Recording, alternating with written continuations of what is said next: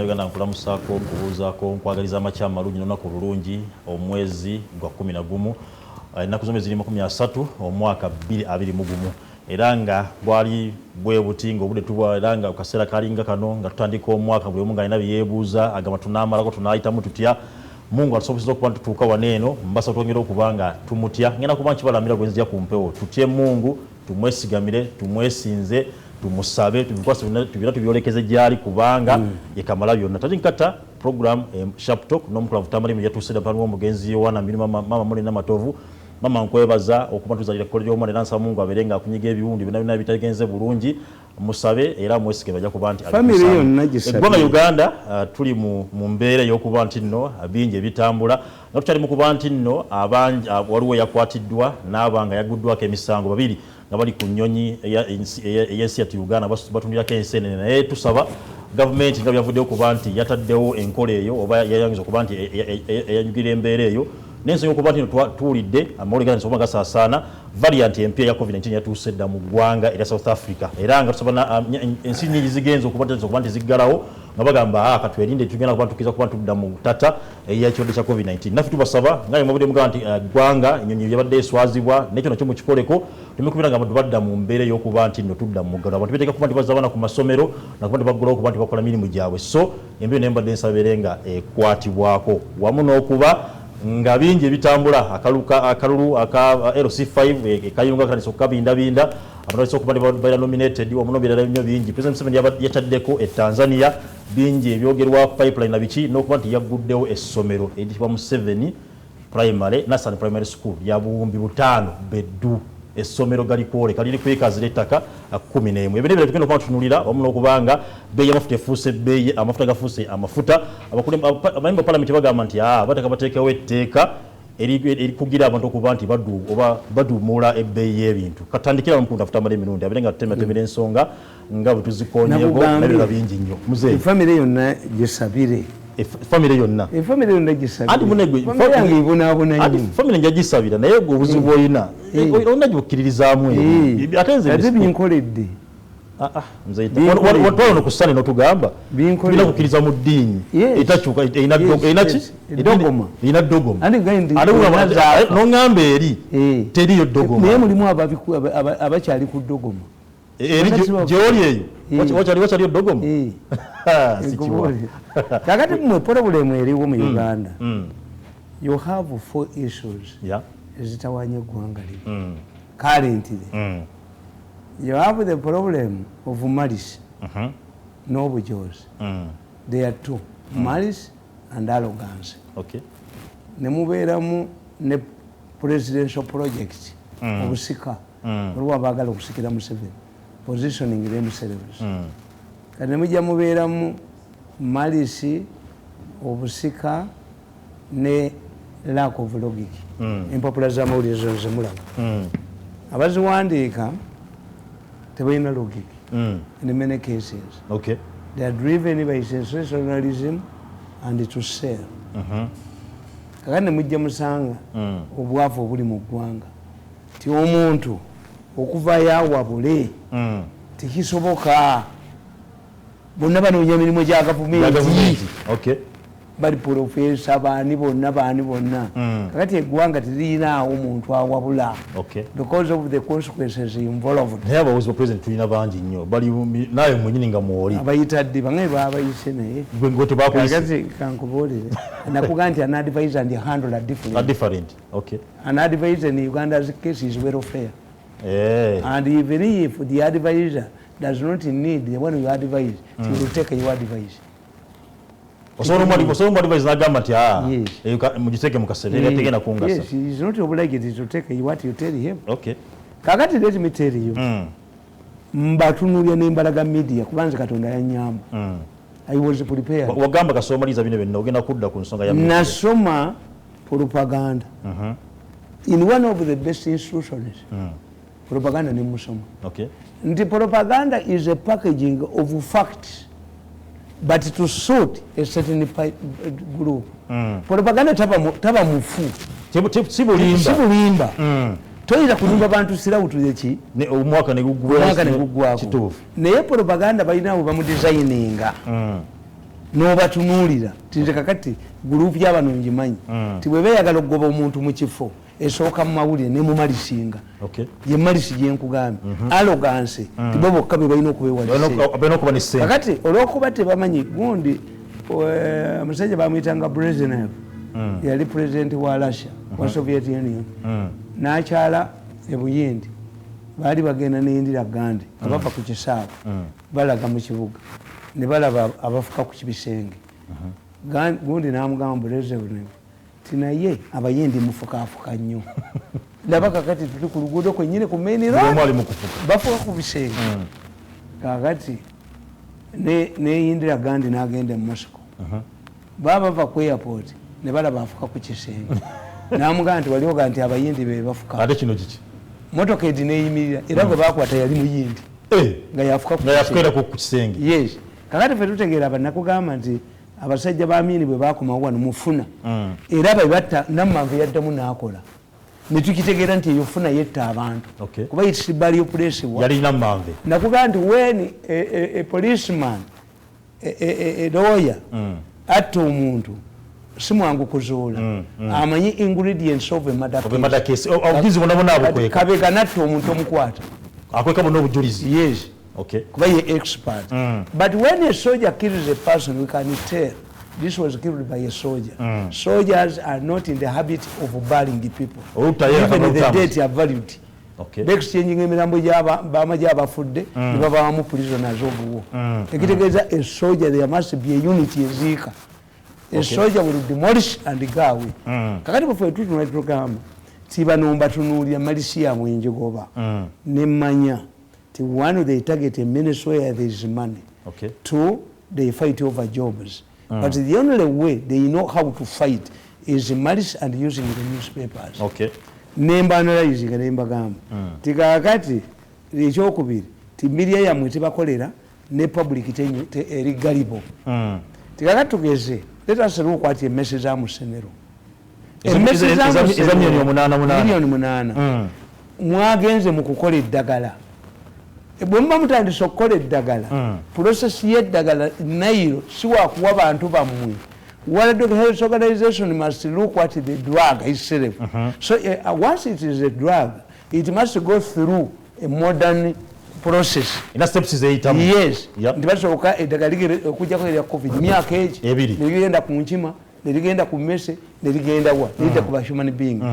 ne bakufuna ba volunteers kati in Uganda is not easy to get volunteers because they are suspicious about projects yes babitia buli bimwe nomagamba esisobola kuligezesezako buli fu kubanga they kakati kitegeeza ti emmese zeetaagibwa mujja kugula n'enkima zeetamale emmese zeetaagisa ne milioni 8 anti gwereta yegula anti kyemubulira gwotutte emmese si zino this is a scientific rat yes wayingidde mu nsi ekola eddagala kakati ne minisita yennyini n'ababaka ba palamenti ne ba scientist tebasobola kumunnyonnyolerako ono omusajja amulumba mu senero yakolanga mu ministry n'ayangamu byanyazeemu n'agenda mu kalu kati emuluma nnyo ye yali alowooza nti ali ku malisi gye bayogedde yes they have malice because for me you know nti ngira omuntu ngoberera omuntu nemanya bano be baliwo bano bennyini bano be bakikoze kakati nemmanya nti bagenda ku abantu bagenda ku insight nga abakozi beediimi normally they incite teachers at the commencement of terms or during the exams president yagambye tugenda kutandika okusoma mu January kati bagenda kubayinza okwediima bajja kubona ekibiina kya UNAT beediimi Museveni abawe sente z'abawa miliyoni mu kibiliyoni anabbi bazibbe basirike teba true cause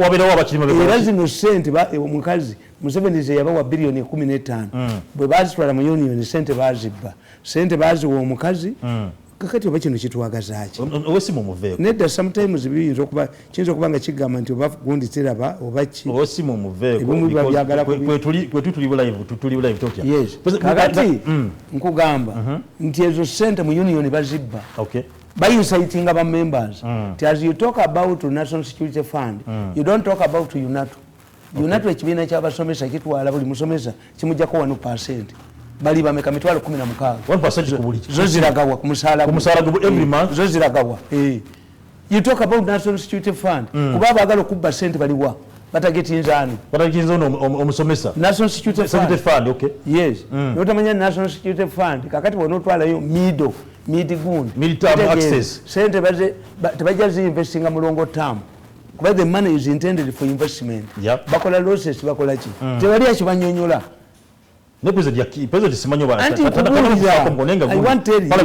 nti ne president naye atunulya demandis z'abano ye nakisindikira aba national security fund kati aba national security fund bo ne beerabira tisikuwakanya Museveni no an expert in economics should tell you this money will be kept in a liquid form. We calculate the number of people who are going to retire, who are going to receive this money, so therefore a large percentage of the money is not going to be invested. Okay. To just take a wow about what was the purpose of investing in money? Kakati echo mutimusobola kitegeera because the newspapers kakati today explain to me lwaki strike ya abasawo yagudde. It is still on. Yagudde. No, it is still. They have no credibility. Bannabu batemba nyonyi. It is still on. Bannabu bayitumula batemba nyonyi. How many people go to hospitals? People fear to go to hospitals. Many people use gundi herbs. Kakati ffe batugamba mu economics. The price of a commodity remains high as long as there are no substitutes. Many people are using herbs. Okay. They go for good. Kakati ngaze ngenda wali bana bange. The confidence of people in hospitals is at its lowest. Amalode bagajjamu obwesige. Yes. Nebono kanti ka government. How many people go to government hospitals? Batono ddala. Yes. Kubanga ne bagenda namwe kati gabeera. Tokyasobola kugamba nti tukita effective boycott. Effective boycott kitegeeza n'amalwaliro ga minisani gakole ki? Gedime. Sika government ko kabasawo akuloosi beediima kyovula batukuga nti allied workers. I'm a trade unionist myself. Okay. You must look for allied workers. This is why in Uganda you cannot have a trade union for journalists. Why? Some people are satisfied with what they get. You cannot have a united front. Nimze Tamale nange kino kyatuchogereko kubanga bwe nga journalists embere tulwana nnyo journalism is a person si mulimu. Just okay. Era nze abaana mbagamba ti journalism anyuma nnyo alinga omukazi w'omukyala agenda ku mbaga mu Sheraton amasannyalaze gayinza omulemesa naga nti obudde tebunnaziba. You must know when to leave journalism. Okay. Journalism in these days is a launching pad. Genda mu politics, genda mu public relations, genda wa. Journalism is just a stepping stone. Yes. To connect you to the world. Yes. Naddala abawala abalungi nasomesa nga mu journalism nembaga you are ugly gwe tosaana kubeera ku TV is for beauty and smart people and some men like you. Okay. Nti abawala ababeera ku TV obukati tokiraba tewakyali a training babba wantu tukiyita poaching bajja ne bakubba obakolere program ne bakubba nga bwolaba bana abawala ba house girls nti bwalika okusimula ennyumba ono n'amutwala. Nobody is interested in the training. Yes. Tamale. Njatandike n'ensonga. I'm moving. Yeah. Kakati njagala okubabuulira nti abasajja bwe baba baagala abasomesa beediime oba abasawo beediime basooka ne bakuba mu mpapula zaabwe sikandozi eziri mu gavumenti. Babbye bweziti emmese yaguze sente bweziti nabagaa nti mwine yajja wano nga bamwadde okulya UCB ng'akolera mu World Bank e New York n'aleeta kapa ye n'aweereza benzi n'egireeta peti kapa lowooza zezammwe zino eziri emmese kapa eno ne baveti abagikebera ne bweba egenda okufa mwembwa muzisuula lusaze. You must surrender. Kakati you must tell the people nti call it a scientific rat, not a normal rat. Not a normal rat. And tell us ebintu biri ku internet. Let those who are opposed give us where they could buy cheap ones. Oba we need it or not in the scientific research. Kakati kasitamula mu bulwawo awo olina asasanya mawulire tujja kulaba ina eminya egya miliyoni. You are stupid. Tosaana kubeera mabega wa muzindaalo. You are not fit to write a newspaper because your knowledge is limited. Okay. This is where some of us score and we get a large following. Yeah. Because I base my programs on knowledge. On knowledge and facts. And facts. Tikakati today, when somebody tells me, nti ensenene, baasose ne bawandiika mu East African, ne bagamba nti Uganda Airlines, although I have reservations about it, ne bagamba nti etandise okusereteninga giants. Uganda Airlines? Yes, I read it in Uganda, mu East African. Kakati nendaba store eno. Okay, yensenene. First of all, era eringa ya messe. Omuntu yenna yali alinnyeko ennyonyi akimanyi nti how can somebody vend ensenene is impossible. Neweewuunya bakubidde General Katumba wamala essimu we are investigating tekiriiyo. Mzee Tamale kyabadde kipange. Nkugambye tekiriiyo. Vending ennyonyi ogimanyi? Yes. Ennyonyi ebeeramu olukubo bweru. Yes. How can somebody ennyonyi nga bayingira olukubo olwo luba busy era batera okubawuninga. Yeah. Create space abantu bandika ensawo zaabwe mu bugundi buno bwo waggulu. It is a narrow thing. So vending means I stand in that space in that corridor and start calling for people who can buy ensenene. Ensenene. Tekiriiyo. It's not there. I dismiss it with the context of the and how can you say a vendor? A vendor means after entering the plane, nekisawo kyange ntandika okwogera ng'oyimiridde mu space ki and who will listen to you and how have you reached there? Two, kankusipirifying genda mu taxi park mulimu bus ne coasters kamunye bo abatembeyi babeera bweru ne bakonkona ku dirisa naye abatunde mumbwa mu bus era nabo bayimirira wakati mu coaster bagenda baddeeno kasa akatebe kanako wakati bakatuulako how can oyo yevenda yatonde mumbwa ye emumbwa eno mukalakasa ene mumbwa ani ene mumbwa that's a vendor. The word is vendor, vending. Muluganda kyechi what vending okulejjesa nti atudde mu nnyonyi n'ekisawo kye agenda agamba ogulako. Even the newspapers are not vended in a plane. Tell those who have not traveled unless you have a different plane, unless Uganda Airlines has different planes. So kino kyabadde just manufacturing. Kakati bwemala okukidismissing ekyo nembuuza what happened. What are the possible biri bisatu? One, omusajja ayinza okuba nga babadde bagenda bweru ng'alina banne abamutumye ensenene batamu ensenene normally oziteeka wansi wa bugundi suitcase ennene.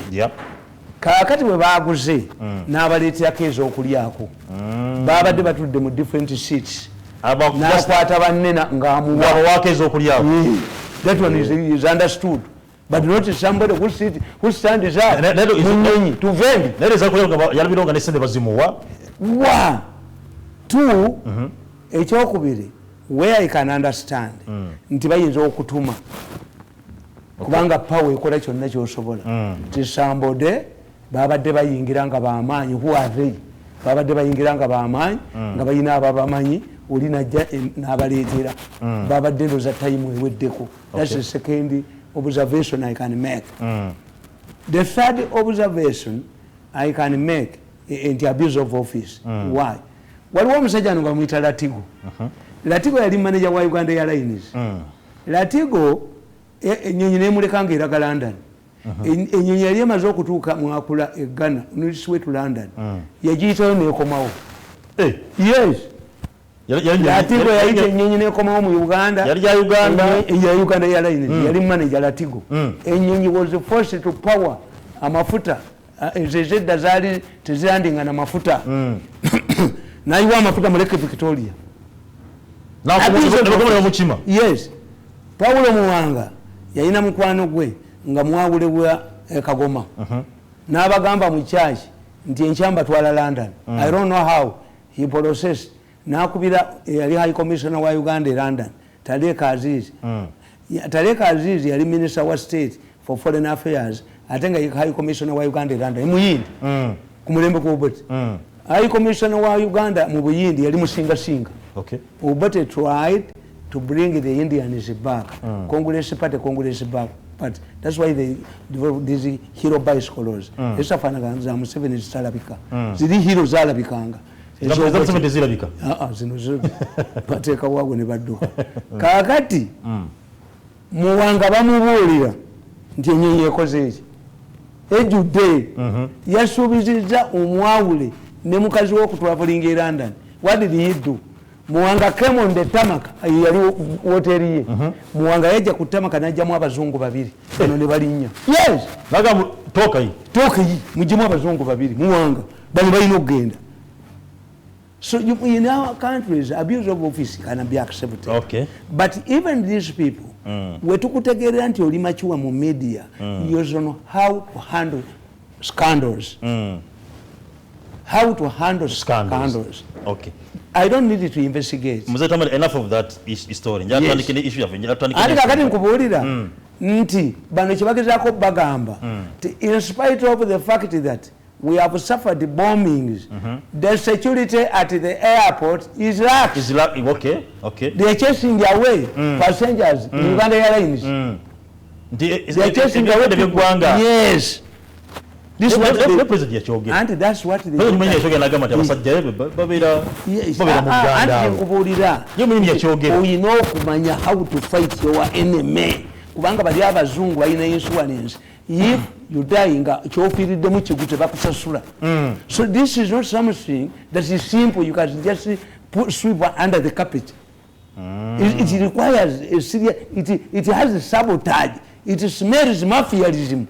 Era ino kubatunuulira nti wakateekayo manager omukazi omupya bali bagala kutwala manager ono aliyo ye n'abalemerawo n'abakuliyetingira crisis kuba oyogunde Professor Waso yali mu government printers manyi bato n'agibaleetera naye n'asigalawo kakati omukazi gwe bali baga nti yasinze ebigezo omusoga n'afuna ekya deputy kakati awo mbategeera era mu 1985 if you don't know ennyonyi abayekera ba Museveni bawamba ennyonyi yali eraga e London ne bagisuula ekaseese anti yali ekulya okero sente Kayire yajonera watono nnyo naye batta abantu abo abakolanga mu Uganda Airlines. I remember man called Kabundu babatta to connive nga basazeewo badire ennyonyi ya Uganda Airlines yali esigaddewo sente nga yekolera abawokero sente abayekera bagiwamba ne bagisuula ekaseese. Ennyonyi yaffe eya Uganda Cargo yagobya era obutamatira oyo waligo yali abadde prime minister mu government y'Okero laba bwe bamulonda abeere chairman wa Cargo gundi simanyi Kagani company. Ennyonyi yaffe bagikwata etutte ebyokulwanyisa Yugoslavia against UN armed sanctions. Yego bago bali bakuba mu komera sente mukulu ekima kimu bintu. Why don't you go home? Bamusiba waligo. So scandals mu bintu bino nze I look at the background and I move cautiously and I can understand. I rang Yogere Gundi supervision. Luja. Nebanga nti ali mu meeting. I want to tell him, don't joke with this thing. At times, a patriotic man like me, I nkwere emirimu egitali na jange. True. But because I know nti benkolera bannayuganda basiima. Okay, Mzee Tamale, tandike issue okubati. President tandike issue. Tunuulira kino. Tunuulira China ekirala ate kiriwa. Nantaba ekimukoza bino. Nantaba. Anga. Nantaba. You see when you are treating a human being, ladies and gentlemen, learn that we are a product of a sexual act between our parents. We are not bought from supermarkets. We are not made by carpenters. A human being, omukazi we bamubonyabonyeza nnyo. Ne bamuleeta. Ne bamuwa omulimu gwa landis. Ne bamulumba nti teyasoma. Nantaba yatuukako nga tafuna musaala. Ng'omusaala gwe gwonna bagutwala nti yafulawo. Era nekivaamu dda kati is independent. N'agenda ne bamunoonya bamubattule Nantaba era ne baagala basibeye ku musajja yabadde amutweyiringa omusamuzi era yabadde aguzeemu ne mubattula n'aguddukamu ogwa Nantaba omusajja eyatta n'agamba asa Nantaba yasaba ebintu omusajja eyatta n'agamba nti nzikiriza nze natta sijja kumalira kooti naye enanga yali akwata Nantaba owaiso yali akwata Nantaba kakati Nantaba agenze mu is bitter in fact let me tell you for us Baganda when somebody is involved in an accident and it does not shed blood and the blood remains in the body, in many cases such a person dies. Abaganda baga nti mafumira omuntu nga ffe aboogera to vomit. I vomit out when I'm hungry. I vomit, I abuse, I do what? I'm okay. Yeah. But you have many silent people in government who are facing with the anger. But because banonya yakawogo nabaga nti President Museveni ajaddeyo olunaku lumu agamba nti gavumenti ye bagiwambye alabe baminisita abazina mu wagamba agambye olunaku nti oba abatwale egindi I have not come across a happy minister. Obulenzi bubayingiramu ne bubajoga ne butwala ssente ne bukuba amawulire ne bukwonona ne bukuba ki ne bujoga nolaba omukazi nga Nassali talina mwana abakoledde emyaka 7 ne mugoba ne mutwala eri enkya ne mukomyawo ne mulaba babyandaala buno obuvuka bwe bwabba oluguudo lw'ekatosi ebintu ebyo byonna n'abitunda ne biggwa. You think such a people are happy? No, they can't. And you think their families are happy? Tekisoboka. A human being is a human being. This woman is expressing anger. Nantaba is expressing anger. Yes, Chavavayo, Nabalaga. You see, I'm telling you, these people, these younger people, who humiliate people, must change their practice. Kubanga, as we speak today, the organic case is concluding, Batemba, ekyokubiri presidential project is dead, ekyo kyafudde, kakati let the country cool down. Wabino byonna mubadde mubikola nti potential ani asobola kuse who is my rival.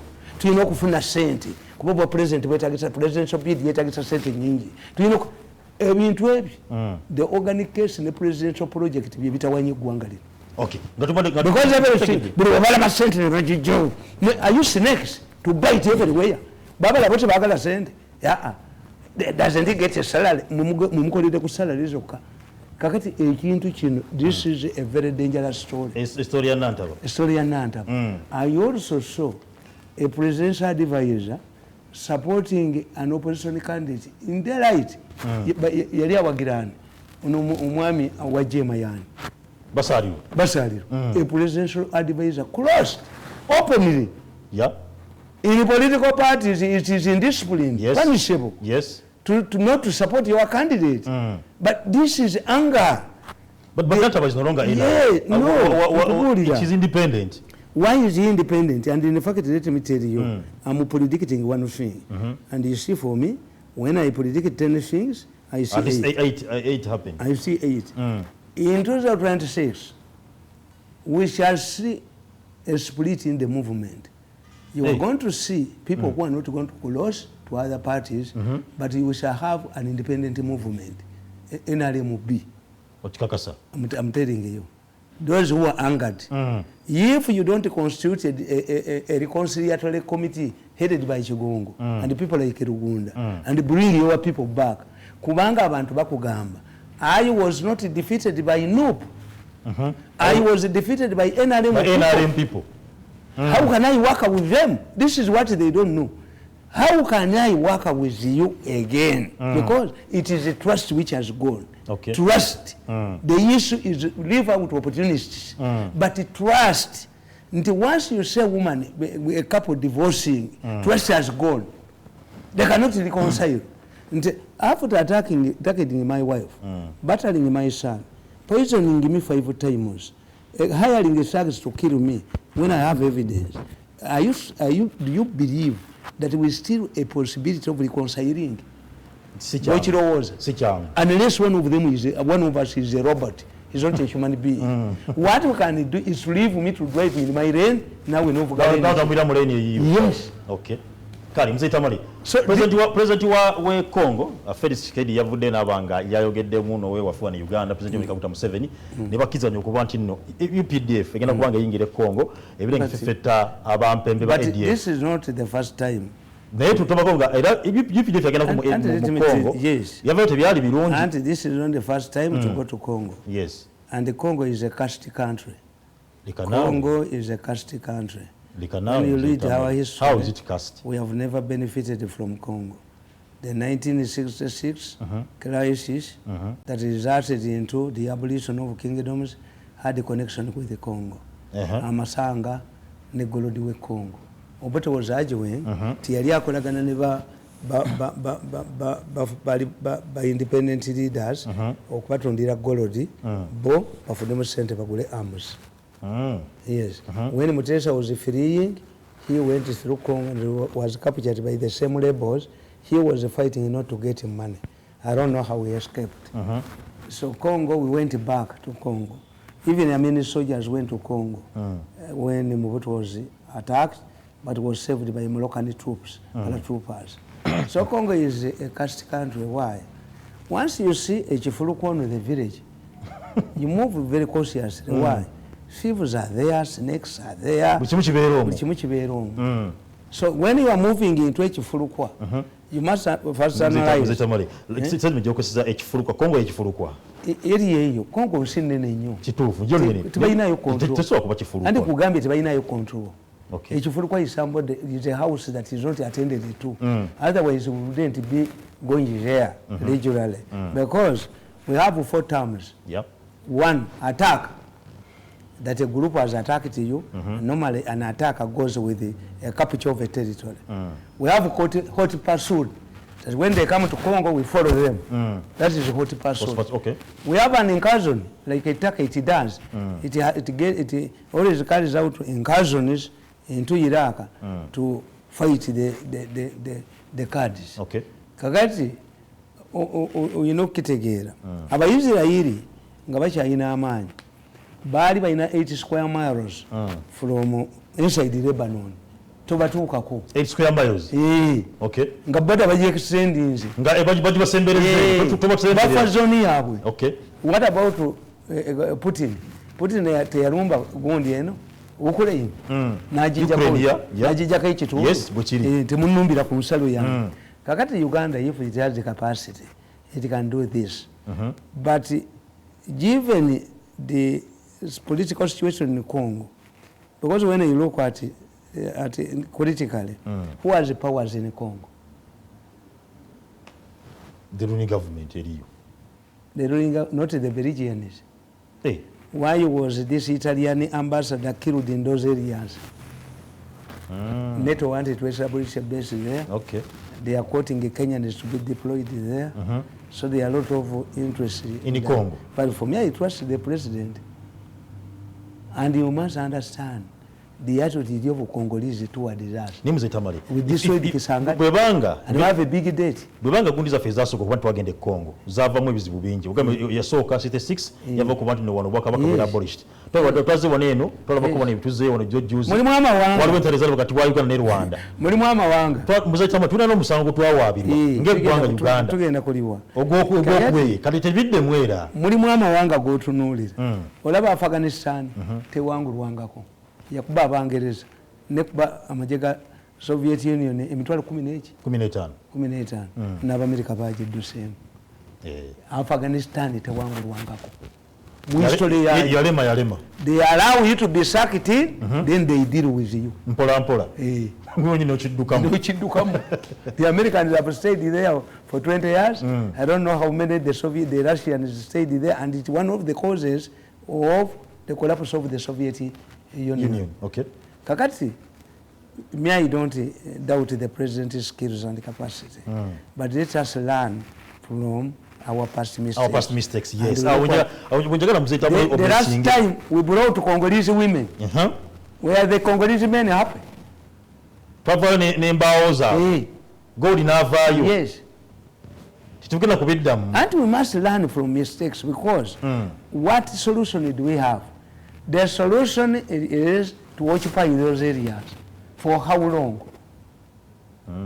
But occupation has been preceded by trying to develop that area. Mzaitama wadogama ti wesika president chitufu na president mwesiga kuba yatukulembera ifonte novona naye waliwo enso enatu emuzogugujizwawo nga ejira fe rurigende bweru walio wobo skandi zijira kutula na bishobade Somalia ne sadaka yagenda yo abasajja ne bagirema sadaka Tanzania yina baina y'abajansi rusanvu n'abaki ne babateya baba ADF era gundi yo Magufuli terere yawere empapula za mawulire kulaganga mirambo gikomyewo. Because you see, as I said, in Techifurukwa, you don't know forces. And that's him a big forces in one of the Cambos is that who is in control. Who is in control? So what was that? Never strategist. We use Kusanga Nico Sairo neighbor, Nayo emissaries. Never work at Tirao. Tell them Baganiro Tala Kafungura. Today we're going to come off neighbor for what using a tea. We never tend to come to Rahamwe. But here, you have to Kolashi. So, immediately which we never know. Countries have interest to pursue beyond their borders. Yeah. But now the Congolese have accepted we cannot control that area. And they have given you, like the Sudanese gave you, access into Sudan, and is no more. Did the Mohoses soldiers still in Garamba? They come with wide meat, so it depends on the commander. What I'm going to get them say Tamale. Conge Gamatia is winning so the parliament, Senate Yawe, then the high command Yamaja, so many sort of killers. Yes, we have taken against Kubanti Ingira over and you democratic country is not easy to deal with. Congo's because they are structures. Yes. Balonda. Bakolachi. What was Senate Yakabira? Talking about democracy. America bagamba tuna democracy. Wana Uganda. No, chera Nemisho niza bizimba was to go bam. Echana chamba denchera bindi. Ti media yamwe emanye ebintu before. Because you have opposition leaders who don't like this country, who believe in foreigners. When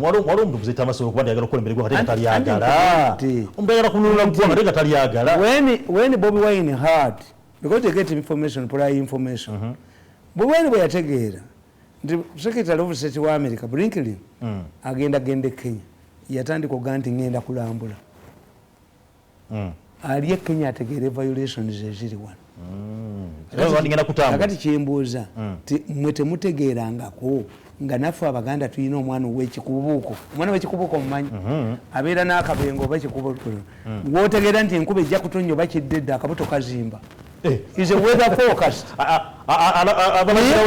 mu intelligence yammwe ebeera ludda wa abasajja abantu bemaze okutegeera nti whenever they hear that Uganda is hosting a conference based yawakanya ne Commonwealth. Yeah. Based n'alumba ne interparliamentary group ababaka 10 kadaga yaleta wa. Based n'amobilizing abantu yali Kenya. President Nagan no cannot allow a Ugandan to stay outside because there is a function here. Yes. Based yabamukiriza je yalemera kubayita ababiri. Abasajja ba Based bakuba abagenyi ba president nga Museveni alayira. No musajja nabaga nti ayosamon to Nigerian court nga babuuza lwaki gundi gudu akabamukubira wano. Why didn't they also inform them n'atajja? Yes. Okay. Kakati gundi president bali bamuyise agenda addressing executive ze Nairobi. Besi yagamba nti mulwadde w'amaaso. Has he ever gone back for medical check-up? Yali yagala kutta mukolo guli. Bumba mbategedde nga bwe batyo bwe bakola nti kakati monitor bwe yategeera summit y'Abamerika abo nga bagenda kuyita yatandika okusereyalizinga ebya November riots abaafa mwabatasoma monitor ono kumutegeera nti these people when you say a series of stories in monitor something is happening nze mba nkimanyi gobera buli kimu ekitambula. Yes, in intelligence you must understand. Omulimu gwa president obete gwe yali amuwadde mu 70s yasomanga mawulire nakola analysis. That was part of his work. Okuli robot analysis. I don't know why abamawulire bamulemye. Nti political lenses ne intelligence lenses ne knowledge y'abamawulire.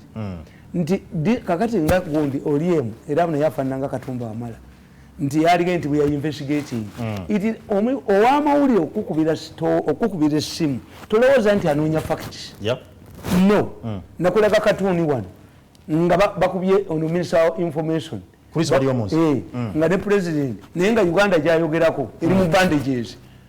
So when you say a newspaper ringing a minister, ringing, let me teach you today. Previously, etteeka lya defamation libadde likugamba tebasobola kuvunaana na publishing lies if you made any effort to verify the story. Yeah. So in order for journalists to protect themselves, they would ring you.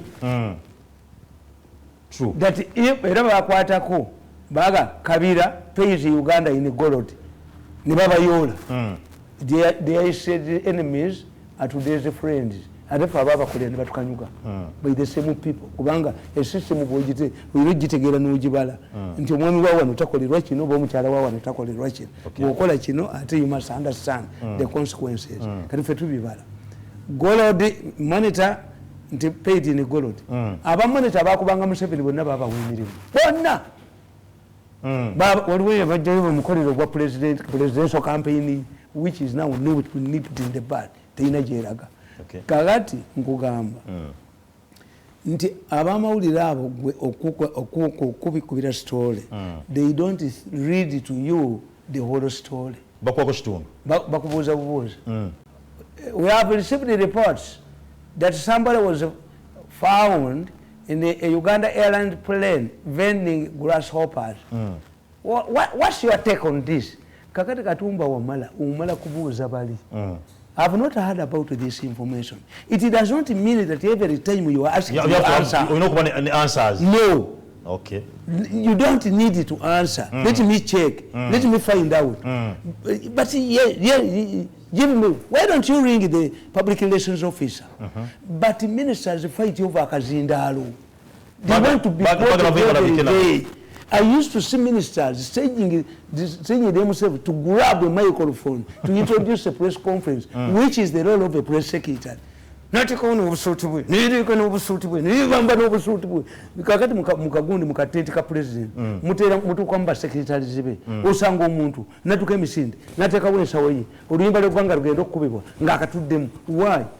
Oya tudde mukatabomu oya kakati Museveni bakolagana mumpi nze Tamale ngogamba kino abantu bana bade batirimbula na Uganda bombs ezibade ziriwo babera hired ba machinery kuchimande babali hired ogende Congo china solving kutemubade muri mu Gwanga as military strategies it does not mean that there are no rebels in Congo. I'm not doubting their base is in Congo. That one I know. Two, you can learn that kakatula babayizirayiri n'Abasiriya olowooza abayizirayiri bayinza kuza Uganda ne Haiti. The military is strategic. What if you don't move into Congo, which you have found out that is a Chifurukwa, another, if your enemy occupies it before you do it. So militarily, occupying that area is okay. Is okay. I'm not against it. But I'm also looking at the impact of ADF in our domestic issues. That's where Israel is exaggerated. ADF is under, not ADF only. Rebels, bad people, thrive in a situation where the corruption, bad as I've said, nti nebono obo yagala otya omusajja twebuuza nti ku CPS kwaliko abasirikale kuba be bakwata bano yekita tebamukwata bamutwala mu kooti y'amagye naye ate bano abatezi ba bbomu bali ku poliisi kakati kye tubuuza mwali naabe mutereseewo ku poliisi ku CPS bwebabanga beebo nga ono yategulula bbomu yali tagimanyi bamutega ntege ku remote abasibe basigalamu mu confusion eyo mulokole ekyowamaanyi ennyo eyajjukira nti bambi n'abasibe bayinza okufiiramu n'abaggulira tova Quest TV fawe tukwatira fe twanalaizinga sino obukurayiro netumanya kumide Quest TV abali ku Facebook abali ku YouTube n'abali bonna wooli ng'olaba oli mu office ku mirimu gyo muna batuwagira ne muzei Tamale abatugoya ku zonna zonna mbebaza bannange sanyu okwano gemutulaga those are open indicators mujjango okwo nti kubanga naffe kubanga mbajjukiza nti bane tuwekuume obadde bukyaliwo obadde bukyatambula twekuume twambale mask sanitizing era obirina crowds na biki kubanga akawuka kakyatambula naye gwagala okubanga nti onyirira nga bwe nnyira omutemaganeko kirevu kibe kirungi makindi awo satu nijjo bejja kubekola masuuti mzee tambula amasuuti ayagala amasuuti ayagala obusatu butemagana family akola kodro mzee tambale oba yagala nga tenyirira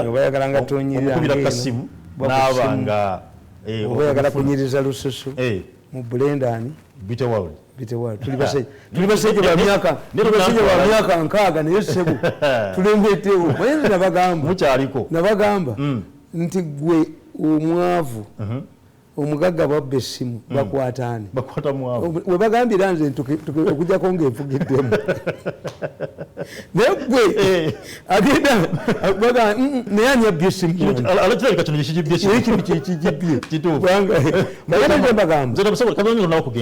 waliwo story gyenawadde ngoberera ekintu kino ekyokuba nti bakyogera ku barebo nga tugenda okubavaako waliwo enkola sekitegereza okuba nti ekolamu n'abantu sekinnoomu oba ab'ebyokwenda sekinnoomu waliwo station namba gyesegenda kwogera gyesegenda kwatukiriza era kisobola okuba ng'eragira abaana abawala abasiraamu okuba ne bajjako veeru zaabwe kuba bakebera nti ensonga za bomu mu Uganda waneeni naye ensonga eyo tekigenza personal kati. No, it is done everywhere, even in advanced countries. The French did it, the others did it. These are the consequences, but you must get a testing machine. Technology. Balinganga balaga nti it is Muslims. Kankubuulire. Let me tell you, abasista ne bannanizi nabo bayinza obbafuuza.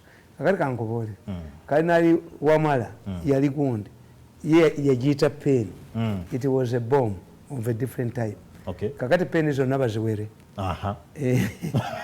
Naye omuganda ga nti kasobeza ng'omubbi w'omu nnyumba bakuleeta ebintu ebyo byonna n'amakooti bagafuuza ate mwana kakati golowooza okyasobola okukwata ekisawo kino kibbaaga n'okiteeka ku mugongo gwo n'otambula mu kibuga. Si kyangu yena ddala ng'ekirimu ekiri gundi byereeta nti ebungereza baggala tubes omuntu atagenda nga kola ndani tamanyi tubes ezo but they are blocked for some time.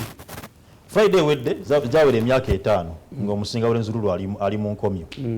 Myaka 5 gati wedde ebyo byonna akyali mu nkomyo era monitor yebireeta era monitor kubulidde biriera mu monitor obusinga omusinga akyali mu nkomyo kituufu gyali emyaka 5 andi nkubuulira tebalina bwakabaka bwabwe kati bengeri gye baali ate ono gundi muganda w'omusinga bamukozesa n'agwa n'adduka n'ekasese n'agenda yesimba ate bundi bujjo ne bamubattulirayo naye n'agwirayo why kubanga kakati bwe kye baakola ekibi nti oyo gundi tebaali mukkiriza ate kubeera minisita nga muganda we bamukutte to give a room for who negotiate kakati yayingira mu gavumenti abantu ne bamukyawa kakati ate muganda we n'atavaayo kyova be kasese yaddukayo kati is a popa is casting them muyinza mbamanya abo bagundi oyo gundi yani ono eyali minisita n'adduka eno n'alaga eno strategic management.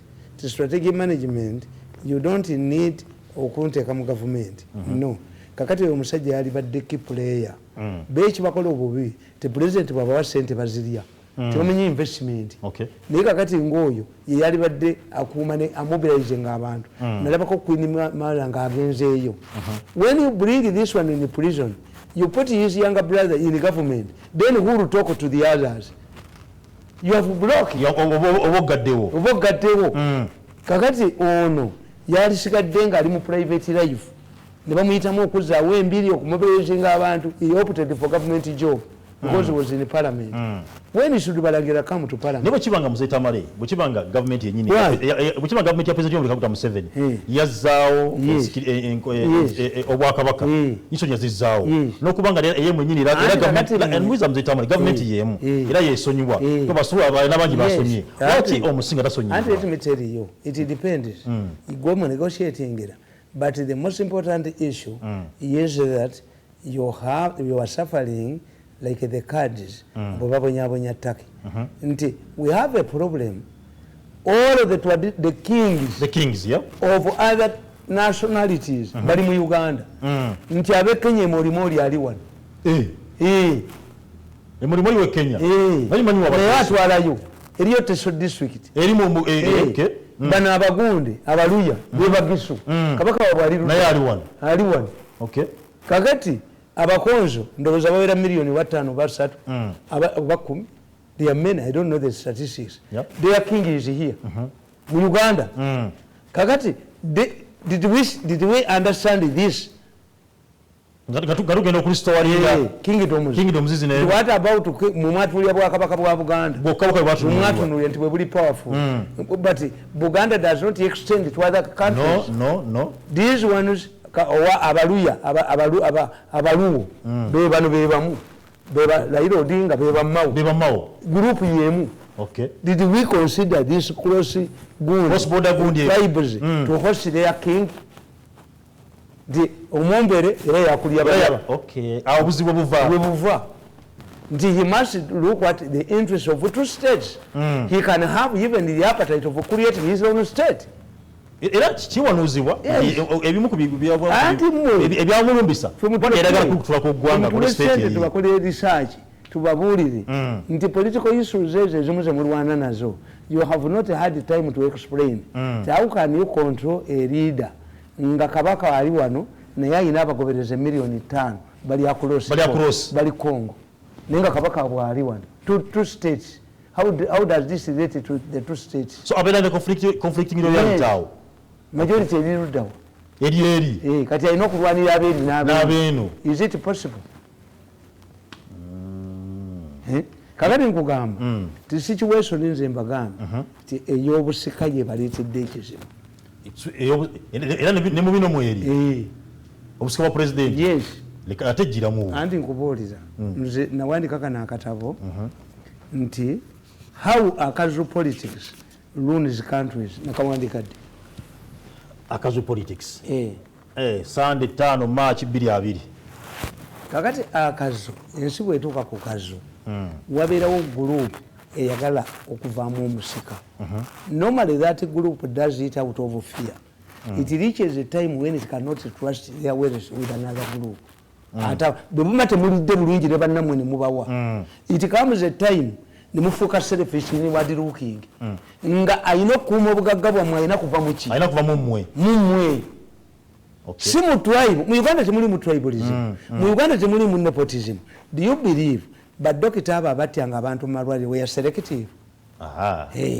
Don't we have gundi fe batujira mu taxi bakubegutoda omusajja yali atusinza taxi nyingi bamuyitanga Mugisha nga ino mukodomi wakayihula ize bazirekamu nazo bazikuba. Yes, mu Uganda temuli mu tribalism tebakulimba. Anybody who uses tribalism, nepotism I can agree because of poison scare and your nature ya free. Abaana baffe tebalina mirimu. Okay. Nabbanja ajja nababe, onajja nababe. Kakati ate bwe kinatuuka ku bwa president muwakana mukizimbye mwekka. Kubanga ekizira tekikolebwa. When we Kalamajongo go naked is not ekizira. No. If we are using our children, yes, don't say that it will stop somewhere. That's what you nti kivudde wansi lomale tababu mu kizimbi no ne wanaga naye kan tell president tuje kitwala yonna yonna tuje kitwalayo kizimbi kuva wansi Gorachoza red paper yakuba story omwana wa Mirundi bamuwadde omulimu. It has a message. It has a message. This man should not make a noise even if he is a beneficiary. Did he consult him?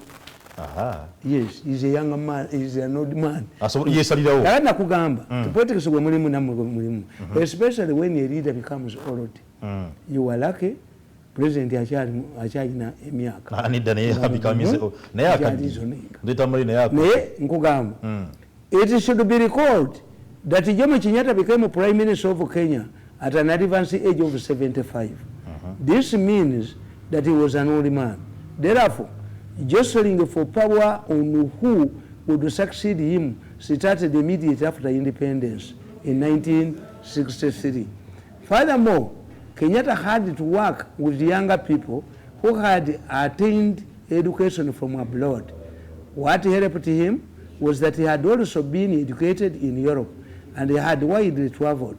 When he became senile, Parliament passed a law that criminalized any speculation about his age or life.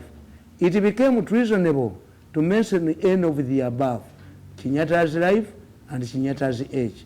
Kenyatta also took every opportunity to defend his advanced age. For example, he used to tell those who were talking about his age to ask Mama Ngina whether he was weak. He also dismissed the common praise that expressed support to him in more like Tuli Mabegau, meaning that he was behind you, people are behind you. He asked, what are you doing behind my back? Are you homosexuals? He used to ask. Kenya also suffered the Akazu virus, the way it happened in Rwanda and in Uganda. The Kikuyu mafia who wanted to succeed Kenyatta fought to prominent people from other tribes. Katana Angala from Mombasa is one of a good example. More similar to what happened in Rwanda, the Kikuyu reached a stage when they fought themselves after eliminating all other potential rivals in the succession battle. The first vice president of Kenya was Ramogi Odinga, a fierce and vibrant politician and a ruler by ethnicity. At one time, the British wanted to make him president when Kenyatta was in detention. Kenyatta belonged to the Kikuyu, who waged a war against the British. This is because kakato kitegedde nti abachikuyu batuka ekiseera ne batya abachi nabo ne balwana benyini olukafuse kazu. The battle is now between Kikuyus. And yeah? The battle reached a time in Rwanda when the battle was between the Hutus. When the Tutsis took advantage. The Hutus from southern Rwanda, the Hutus from northern Rwanda. Yeah. A time comes. Kakati bakola batya. Mwajjamu omusajja nga bamuyita Mbuyi Koinange nga alina okusikira Kenyatta at all costs. Nattabanni. Yes, yali ku Kenyatta bwati nga yamubuzaabuza. Ate nga intelligence esobola kumwogera. Until he killed J.J. Kariuki. Nkugamba. Since Kenyatta became prime minister at an advanced age of 75, John Chimazi, one of those, Mboya, despite his humble education background, Mboya was a graduate of trade unions. He was used by the Luo to fight Jaramogi Odinga. However, when Odinga lost the vice presidency, Mboya was assassinated. Lolo ye yali eweddeko. Tumukunde yakuba kayugula naye bamubatta. Lolo ye neggwako. Naye lolo ye yaggwako. N'akomaawo. Atta munne gwe batta. Akuba munne gwe bakuba. Akuba munne gwe bakuba. Babeerayo Mbuyi Koinange yeekwese. Ali eri wansi totalabikako. Ye Mbuyi Koinange aba yeekwese. Totalabikako. Mbabazi n'akuba banene naye ne bamubattula. Babu Kenya naye ne bamubattula. Wabeerayo Mbuyi Koinange yeekwese ababattula. Nti, however, when Odinga lost the vice president, Mboya was assassinated and nobody was arrested or charged with the murder. Mboya is credited with starting the Tom Mboya Foundation, which was allocated 300 slots to US annually.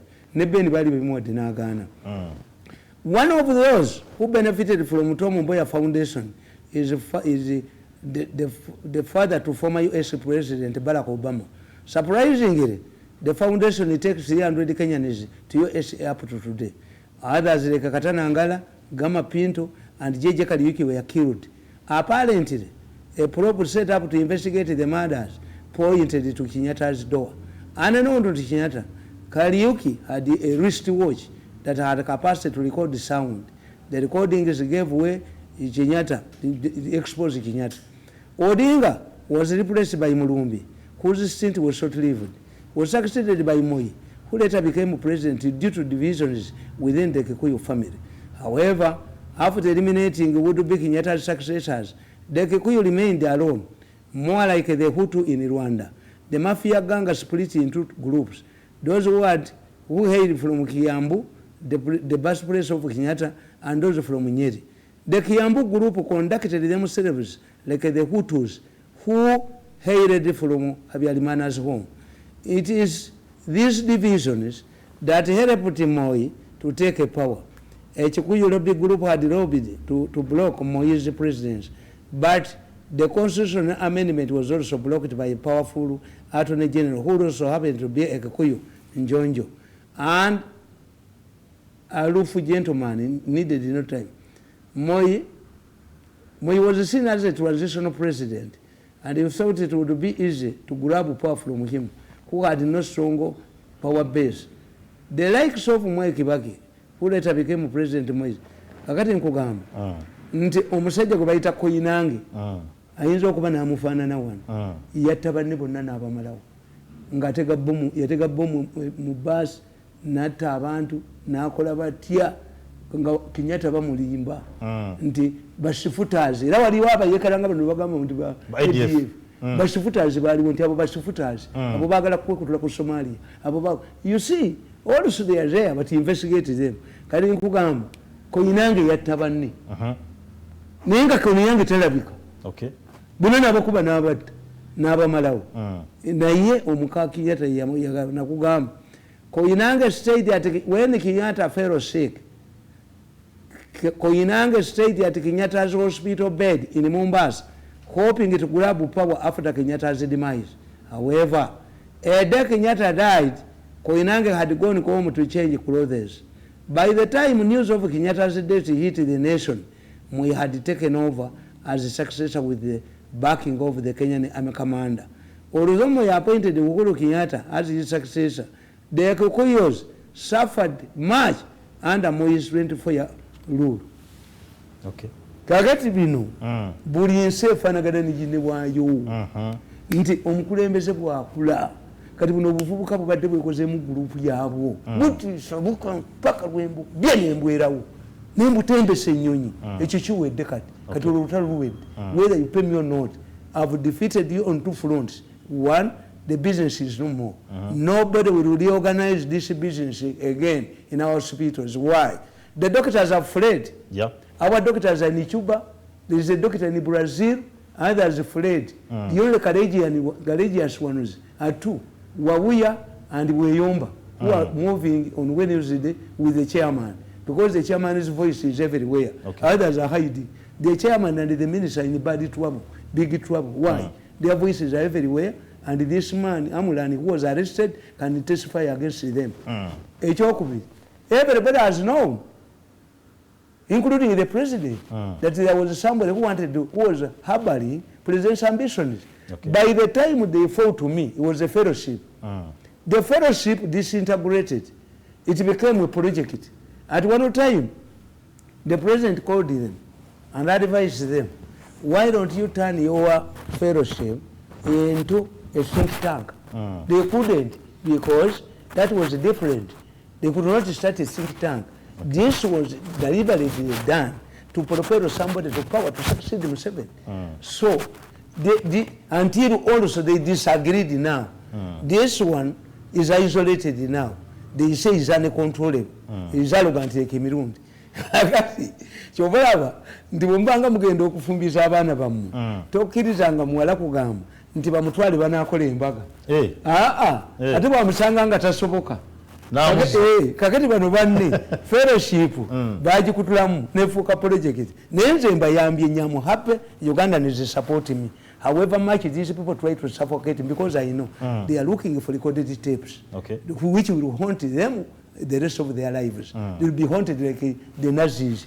Kubati bisobola kuvaayo bagenda mugundi mu YouTube ne baliyako millions of $2 koti order negaana ne baleketa akawala kagalewo program zange nezibalima babakuba ne babatta ne baagala tukusuffocate mikibalimi am alive kakati eyo batte ewedde we have lost, I have also lost. Namu muluzinze ate bayinza obidda mukati kakati nona ina president's ambition is even the president aware, I know, has been reprimanded on a number of occasions to stop the president's ambition. Ekyo kiwedde nange mbakubye nange ne munkuba ekyo ndimazeewo dulo bali kuteesa dulo nga tuva ku nsonga y'obusinga bwa luzulu ensonga enakuba nti ekwatibwa gavumenti enakuba nti ekwata etya ensonga nga gavumenti nno waliwo akazanyaako okuba nti omuntu abantu batala bakurosinga. You don't know the history of Rwenzururu. When I look at Mumbere shares a lot of similarities or traits like His Excellency President Kagame. Yes. Why? Unlike other kingdoms that attribute their revival to Museveni, the Rwenzururu kingdom does not have, Mumbere does not have this. Because the Rwenzururu fought for many years. They fought to break away from Tolo. Olukulwata lwa Tolo bagambanga nti abakonjo bawunya ebyennyanja. So they fought to get away from Tolo. I think Amin created a district for them. For them, okay. The Bakonzo, previous Rwenzururu movement ebaddewo, Namini bagiremu. They have a day where they celebrate their independence from Tolo. They work as Jews. Every Mutolo, every Mukonjo pays him money. Financing olutalo lwabwe. Okay. Kakati gundi najja obote kye yakola natta gundi oyo muvuka gundi bali bamuyita mbwaka waffe wa DP. Muhindo bamuyitangani. Bamuta on the eve, a DP candidate was killed on the eve of the elections. Okay. So the following day, people woke up to find that the DP man who was likely to win had died. Nebalonda Chiyonga. They were going to Baita Bakuzan. Elected Balunda Wubuti. The other man, I say, forced Chiyonga to free. Ibamitangan Bazira. Bazira. Bobote namu wa Minister for Information, Minister of State for Information, n'abawa district, n'abawa oba n'oyo Mumbere namuwa basi baniko sitting awuli kidirwa obote n'alowooza nti abakoze eki abamaliriza wapi. Okay. You see, when for us in Uganda, when your woman goes after a disagreement, we call it okunova. You must understand the reason why. Bw'aba tagenda kudda ajja kutambuza. Gomesi gy'oleeta asiimako omudalizo. Omudalizo ogumanyi. Yes. Nga teriiko ngatto. Ate awo we wankubira nti onkutte n'omusajja naswala nnyo. Tupangise wala. Nga landiroodi ababanja emyezi 6. Obusobozi bw'obulina. Kaakati bw'omunoonya nga bakuba nti yagenze basenga we egindi kozi ali mu ddiisa akulaba. Kati yafuna hedde omusajja bakubireyo obukubizi n'ovaayo. There are people botuli abakonjo n'abaganda they are like the same mu demand. When they ask for a feet, you give them a foot, they demand a meter. When you give them a meter, they demand a mile. When you give them a mile, it comes a time where you are entangled. Okay. Nibalinda omulala. They give you an endless demand. Ensonga ya Rwenzururu eno tetandise kati abaddewo. Nonga yenkole yaabwe. Mumbere bamwana ogenda okusoma ebweru ebyamagye n'agenda. Yes. It could be they are not looking for kingdom. Okay. Yes. Okay. Ensonga eno kyoliko eyinza okuba yabya bufuzi. Gwe tulaba n'Abaganda kiki kyatabakoledde. Kakati bwe baayogera Kabaka n'agenda e Germany yakomyewo bukedde neekuba Kabaka yasanyudde abantu mu misinde kati Museveni kakati yabawa ssente ogenda omujjanjaba bamwebazizza bamwebazizza mayiga akuba ate bisibirala akuba bisibirala kakati balina dimandi ze bamwagalamu ne Bobote nabo bwe baali Bobote baabawa until the Bobote got fed waliwo omwana akaaba ne bamuwa ebbeeri ne bamunaasa Falu. Ngalemede kukuka.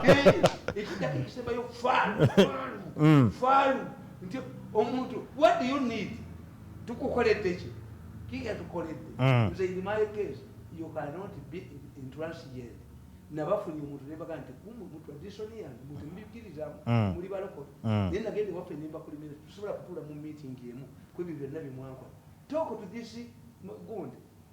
Mwogere n'onu wanted to settle with him kubanga mubatwale gundi tapes ebyoma bya yes he must surrender the machines. What are we buying? We know we can even isolate him by buying those who work with him kubanga si abikola he's only fed by Museveni bakati bibali meteo naye nze toga nti nabeera influence jet I gave opportunity. Why do you want to see me? What if you had succeeded in switching off my programs? What if you had succeeded by killing me when you hired thugs? What if you had succeeded by targeting my wife? I would be looking after the painful days. What if my son was killed in Batalinga?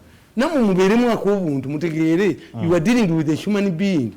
Kakati nkugamba ekintu kyonna bwekityo bwe kibeera nti the people of Kasese, it is up to the people of Kasese to sit down and understand what is possible, what can be realized.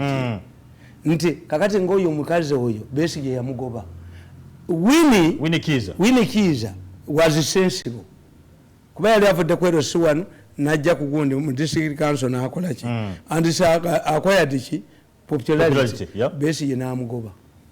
Okimanyi gwe nti abantu be Kasese Semwogere yagende Kasese okubayo laale bamulemesebwa okusula mu 96. Yes, lwaki bamulemesebwa okusula nabagamba nti according to my evidence I have kubanga Ddamuli yatannakomawo okumbuulira oba buli fake oba tebuli fake.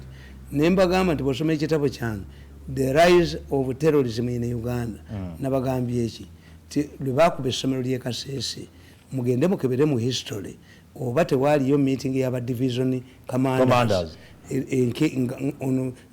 nga gundi amaze okuvaayo onani Lieutenant General Angina enkya ne bakuba Kasese. He was put on katebe. Why Angina bwe yava Tanzania okusoma be batandika RP eteso nga balina ekirama nga bama musajja w'amaanyi ate is married to Kirama's sister.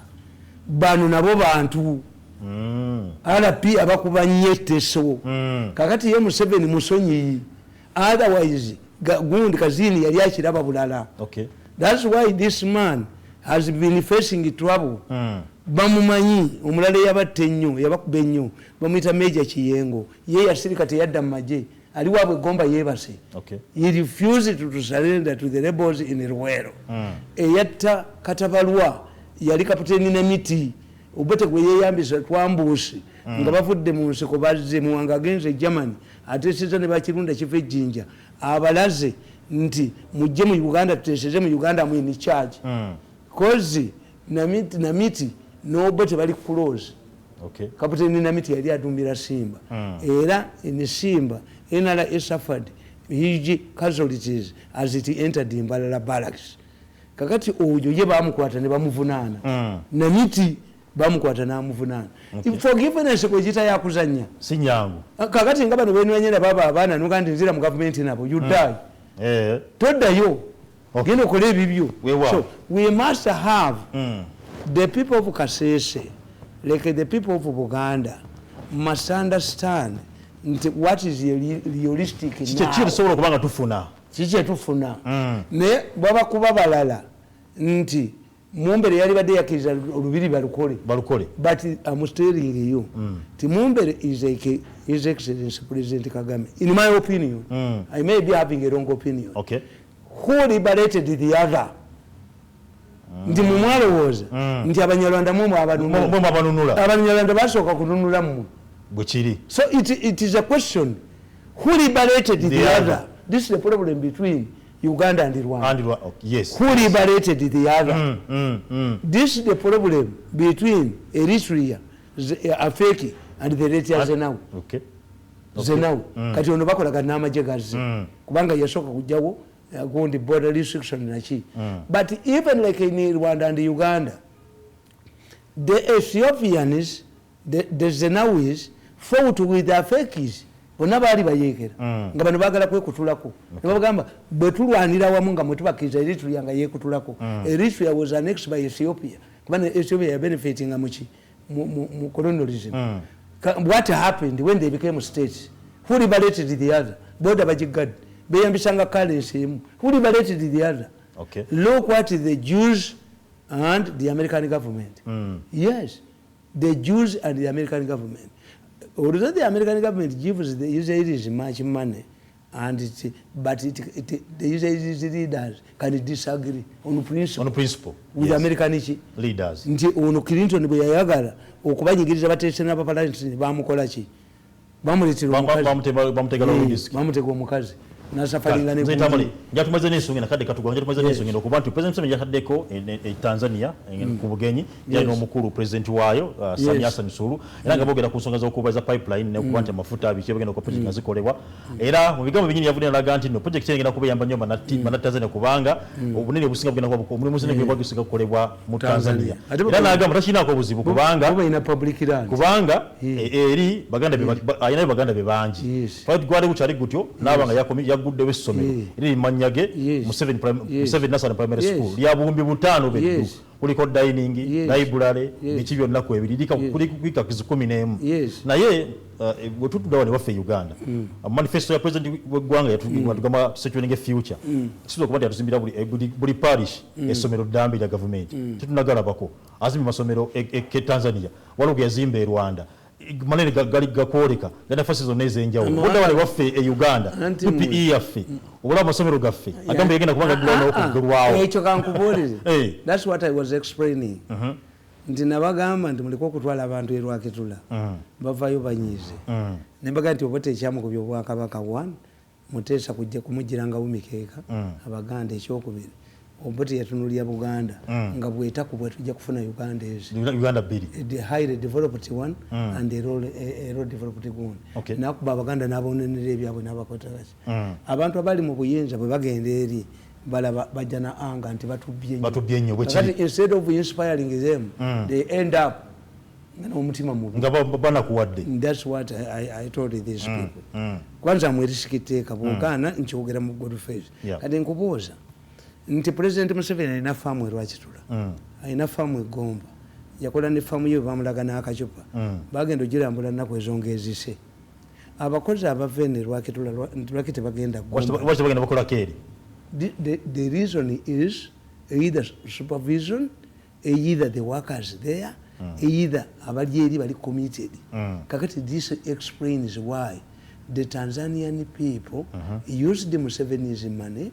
Museveni did not buy bricks, he did not buy iron sheets, but the Tanzanians being non-corrupt, this is what they have. You guys like the Rwakitula farm exposes people in Gomba. Exposes people in who are manning the Kapeka farm. Is that why President education the Tanzanians did Museveni send there a company to construct? No. Museveni I think he provided the funds. Yes. It tells you how Tanzanians conduct themselves. Shashari chimwali bademu yigamu. Bagala ensi yaabwe. Sente bazikosanga ezibazizi. Yes. Nti mmwe mukompeyalinge. Lwakuba tebamanyi kuwanukula. Let us see. Teri project Museveni yataddemu billion zisuka 10 nga tewali. Nyingi nnyo. Yakwata Sembegu ya namuwa siko ya marozeta kabiri. Namuwa billion 6 alunde embuzi enjeru ziriwa. Walugo erindi somero lyerimu eryawa. Eri Tanzania.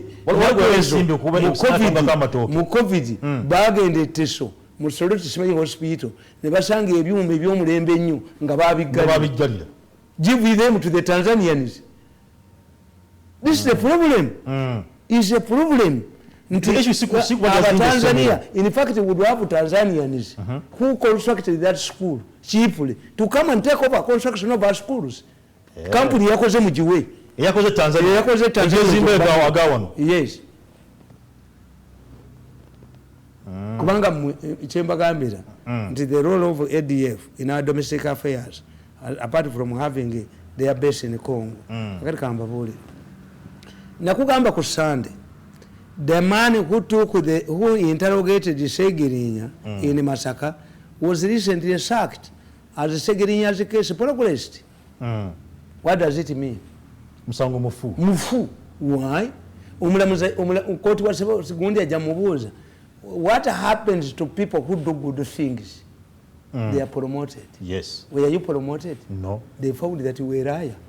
Nienga umusajja yamugobye bamujeru kuungiri omupolisi ezogobono. Does ADF land, can ADF influence police transfers?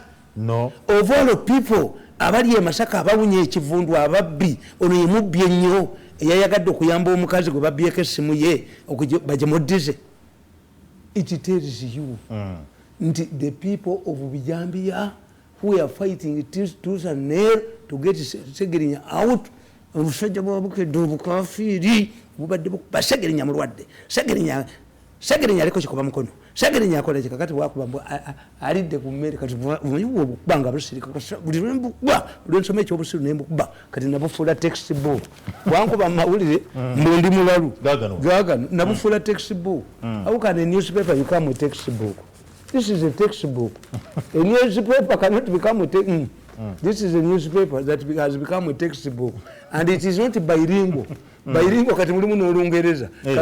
Kati ate lugenda kugwira ddala. Kuba lubadde ku sensationalism leeko yalemeddemu. Kati oyinza ate kuba looko ng'ate abaana bagenda ddusoma. Tubakubireko mu ngalo abaabukedde. Kunkuba baba hiring emyezi and I want my money kulubya and Mr. Kabusenga I was looking for you. Kumalasoni ya kabaka yokuza amaka nkulabeko nadde nkwagala nkulabeko ndabe wenkuwere ebbaluwa embutongole ekubanja milioni zange 10 ze mwanfuula omulambo ne munkuba. So kagalire nkubulire tudogushu yesomeri anti nkubulidde tekati mu Yesu ya Segerinyo kitegedde nakugamba nti omusango gw'okkuba ekkanisa bagenda kuguddamu.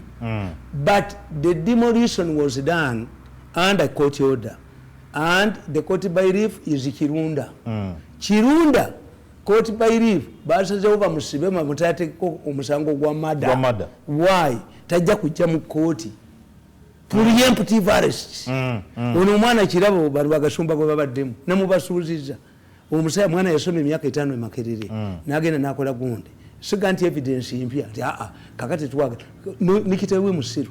Do you believe a lawyer can accept to give you money?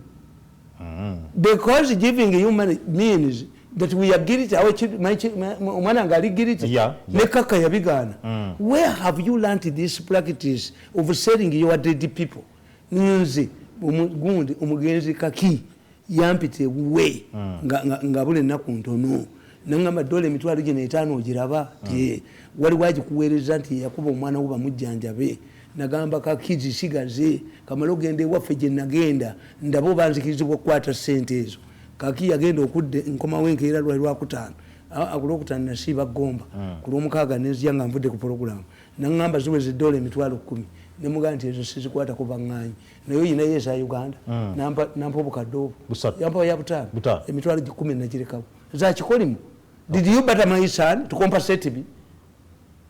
Nagamba abemmengo nti if you strongly believe yeyagocha amasiro yeyagocha president agenda okulambula amasiro bamukanyugira amayinja abaana 10 bafiirayo mu Museveni yagookeza. The following day they went to him twagala million 3 byamu sibanyi mumuli. The man you suspected to have killed your daughter, why do you go there for funeral to pay you for funeral service? Nivambala masuti gabe bamusaswala amakanzu gabe ne bagenda n'abawa billion simanyinya za amasiro tegaggwanga nakugwa. So our people are not principled. Mzee Tamale you must be anti-nkubulidde tikikutegeeza. Does can ADF influence police reshuffles? No. A man was transferred from Rukungiri where this man quarreled with him because the man who interrogated Segirinya has a law degree. Bamutulako n'omutulako ena ndi degree y'amateeka.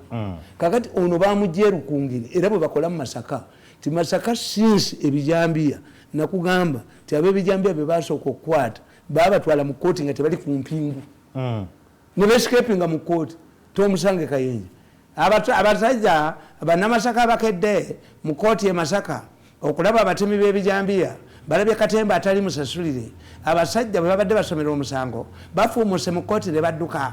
Olwo ababadde babakuuma ne bakuba amasasi mu bbanga naye bali tebayimiridde ne beesogga ekibira kiri luddawo e Masaka tomusange Kayinja. Where is the police? The whole thing was planned. Nga kitatta omutwalira ku njegere mukoti maaso abatemi b'ebijambia babatwala babasibye. It would require the presence of the RDC, head of security, when they are taking the Bijambia. Was he there? Kakati RDC mkwanu kankatereka nono mulala.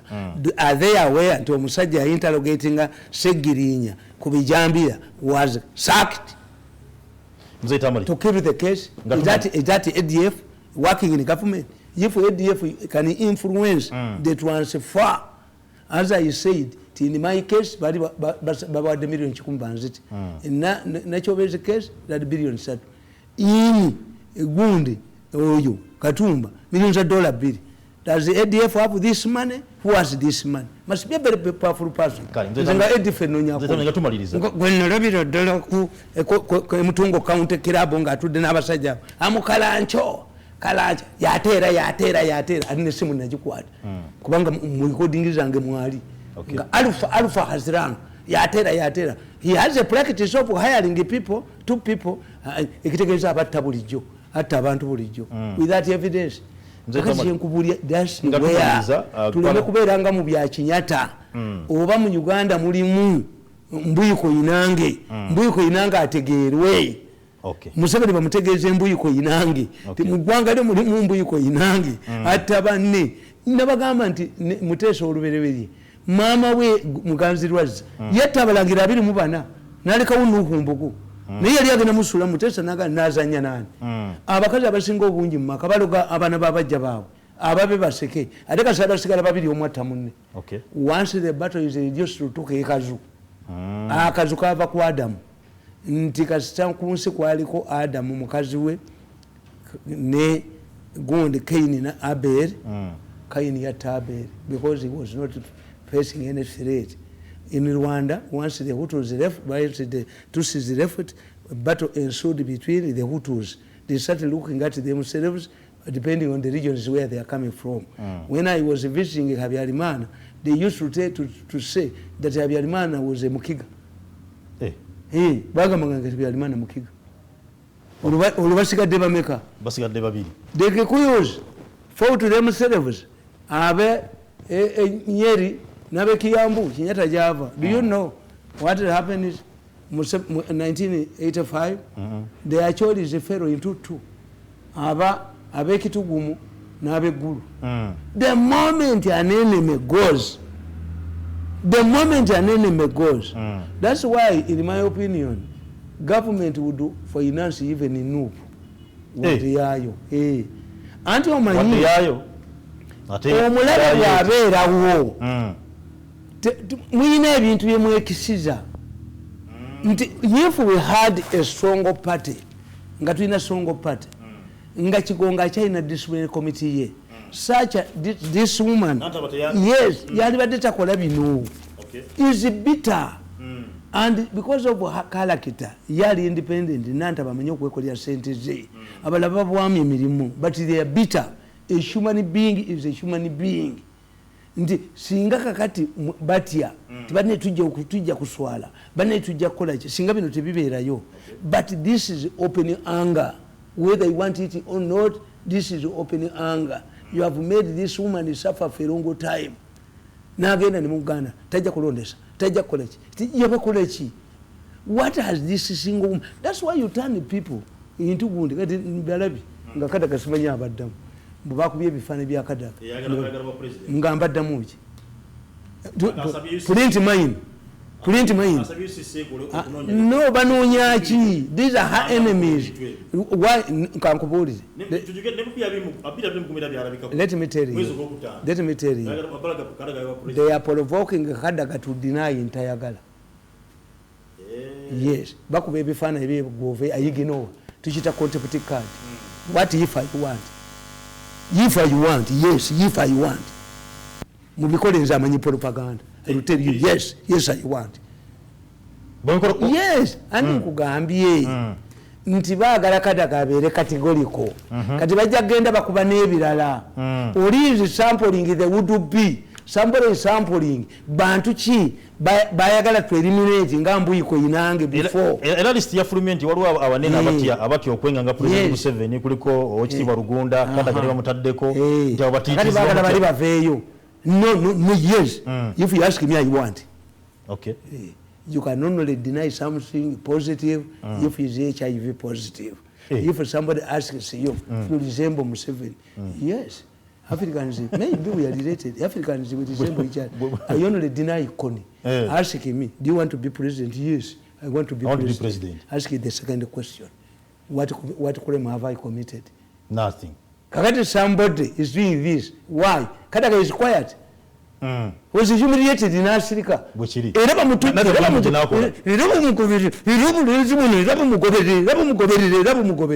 has this money to print this? Who owns these bloggers? Who owns these bloggers?